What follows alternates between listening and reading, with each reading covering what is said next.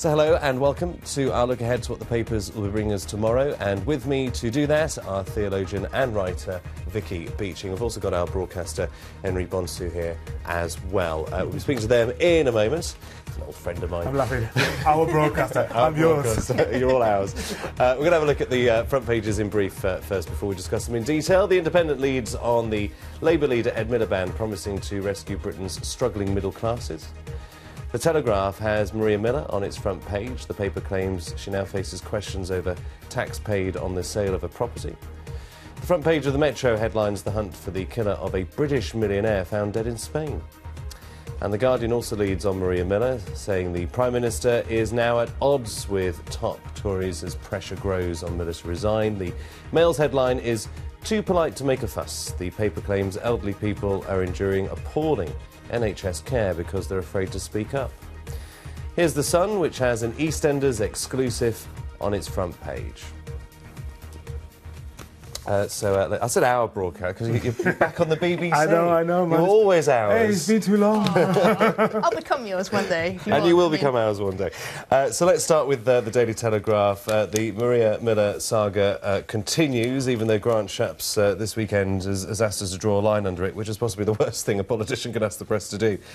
Miller faces questions over tax on home sales, says the Daily Telegraph. Is this a new revelation or just a bit more information? A bit more information. Of course, the Daily Telegraph has Maria Miller in its sights because, of course, they feel that they were bullied by one of her advisors a couple of years ago, and they feel she's vulnerable, they smell blood, and so they're keeping this story going, and the latest leg of it is that she may have questions to answer over precisely the designation of her home, because, of course, for the vast majority of her time in that house, 19 years, it was designated as her second home, of course, and then, just before she sold it, allegedly, it was designated as her first home, avoiding 28% capital gains tax, netting her a profit of £1 million, they say. Well, there's also, on top of that, calls for a resignation. What we've seen in the papers over the weekend has been unnamed ministers coming forward or junior ministers coming forward. They're getting more senior now, and this is putting David Cameron and indeed the government in a difficult position, but it's also the wider issue as well. And the Telegraph does go into that, as do some other papers. Let's just have a look at The Guardian. The headline there, PM at odds with top Tories over as pressure grows over Miller.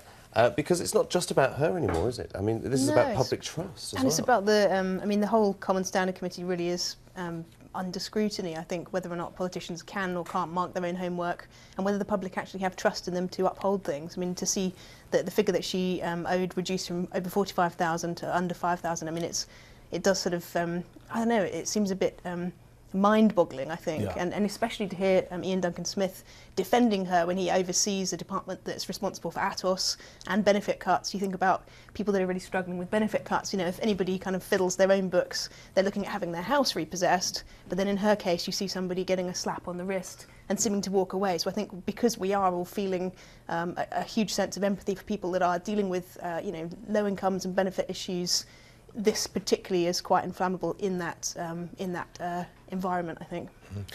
Ian Duncan-Smith also saying, and he's quoted in The Guardian, also saying on the Andrew Marr show this morning that he thinks there perhaps should be a review of the independence of investigators. Absolutely, yeah. Do you think that'll be enough to get public trust? Well, if we consider the way in which we've tried to reform the way in which the police are police, you know, the Police Complaints Authority was considered to be a toothless tiger, and now we have the Independent Police Complaints Commission, and people are now calling for reform of that, i.e. people still think it's the police investigating the police. If we don't allow that, then why should we allow a broken system to continue? And we've got the Parliamentary Standards Commissioner, the chairman of IPSA, Sir Ian Kennedy-Bolt, saying, actually, we don't think it can work, MPs marking their own homework anymore. And I know lots of MPs, and they say, if only the public knew just what a great job most of us do. Well, in order for us to be convinced, we need this kind of stuff to be eradicated. And you can't really cloud the two, because I noticed Ian Duncan-Smith has been calling it a witch hunt, saying that because Maria Miller's done such great work with, you know, Leveson or same-sex marriage, that this is why she's under fire. But I don't think you can really bring these things into it. She has done great work, but this has to be treated on its own merit. Let's move on, because there are, believe it or not, other stories on the front pages tomorrow. We're going to stay with The Guardian, aren't we? Number 10 plans new curb on betting machines. This is something that we've heard David Cameron talk about before, though, isn't it? Yeah, I mean, I don't really bet myself. I didn't even have a flutter on the Grand National. People probably did.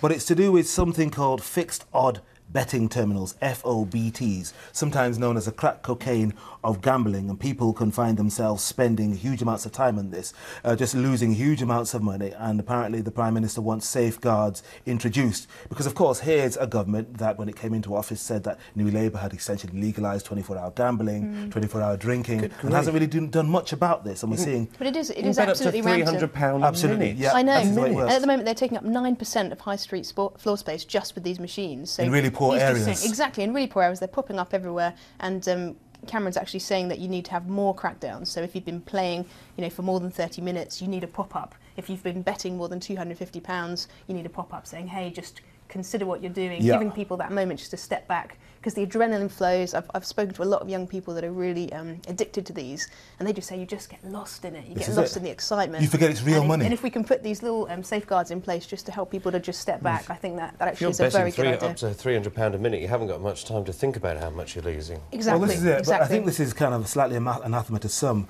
Tory MPs. I mean, this current crop are kind of quite libertarian in their bent, and libertarianism means that you avoid introducing new rules and regulations where possible and allow voluntary self-regulation. But if it isn't working, there is a role for government, sometimes even big government.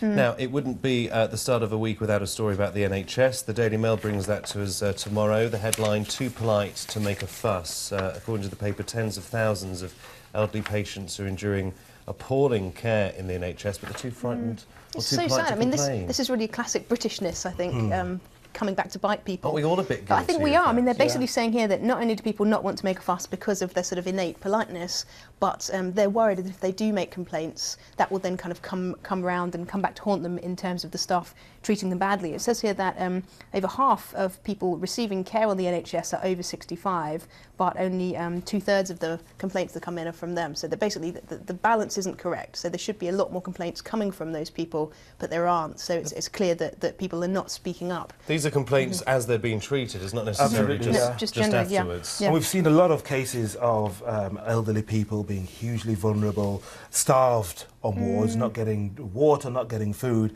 and we've seen their relatives sometimes having to do their own sting operations and set up cameras to show exactly what's happening to them. And they are incredibly vulnerable, and you see relatives getting really, really nervous about their care, and they're the ones who have to speak up for them. But what if you don't have relatives? I know. What if you're on your own? Yeah.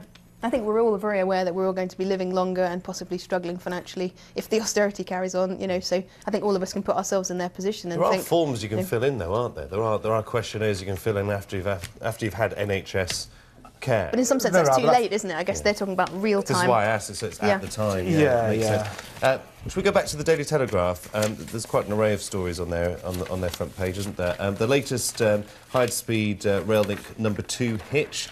The trains are too quick, according to the Daily Telegraph.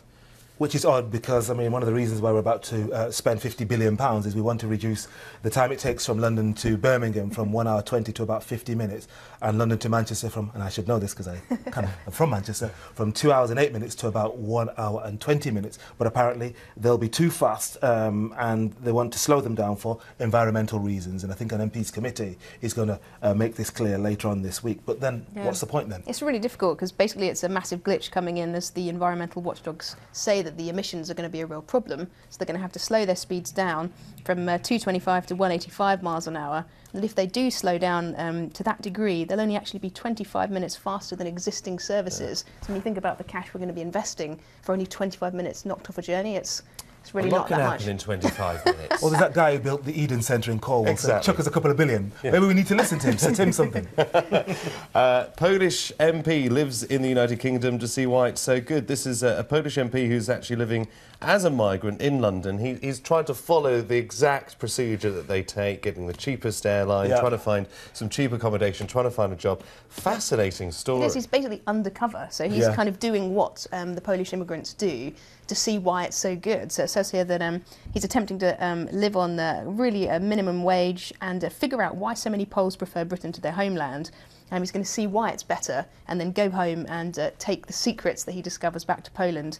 He says here that around 70% of young people in Poland consider emigrating. So they've got a massive problem over there. 40% are thinking of applying for British citizenship. Yeah. Well, yeah. So much. Well, it's funny, I can tell him he doesn't need to go through all of this trial and tribulation. It's quite impressive that he is, though, isn't it? Well, it is. I think it is money where his impressive. mouth is, you know, Yeah. enduring what it's like to kind of come over Because here and live on not easy. much. I mean, Yeah. what he should do is go down to Victoria Station, where a lot of migrants arrive, but also a lot of them end up living rough on the streets in between Some of them jobs. do struggle. Yes. There's so many of them. Well, yeah. I mean, the thing about this is, I think that one of the reasons why young Poles want to come here is because we are this, this multicultural, multi-ethnic, hopefully outward-looking country. Precisely the things that Nigel Farage probably hates about Britain is the reason why the Poles are coming here. Yeah.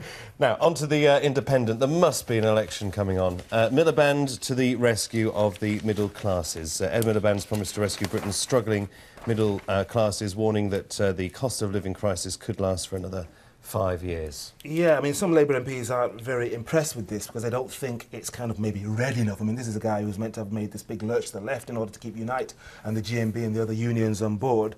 But he's going to talk tomorrow about Britain's great cities, unleashing them, liberating them, not allowing managed decline, as some people in the former Tory government says. And I think he's worried and he needs to say something really, really significant because, of course, the gap between Tories and Labour has kind of narrowed from about 15% to about 1% since the budget. And he needs to say something really significant.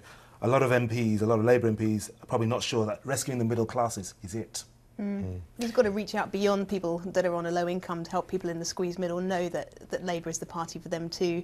He's been saying here, as he did back in January, that he wants to rebuild the middle classes and highlighting that the things that really are the foundations of the middle class, good pensions, university education, getting on the housing ladder, that this government has actually put those under threat and that he wants to restore those to a middle class who are looking at their own children and thinking they're going to be worse off than they are for the first time in a long time. Some more headlines like that to come from Ed Miliband, I'm sure, and the rest of the party leaders too. Henry, Vicky, many thanks for taking us through some of the stories in tomorrow's papers. You're going to be back at 11:30 to do more of that.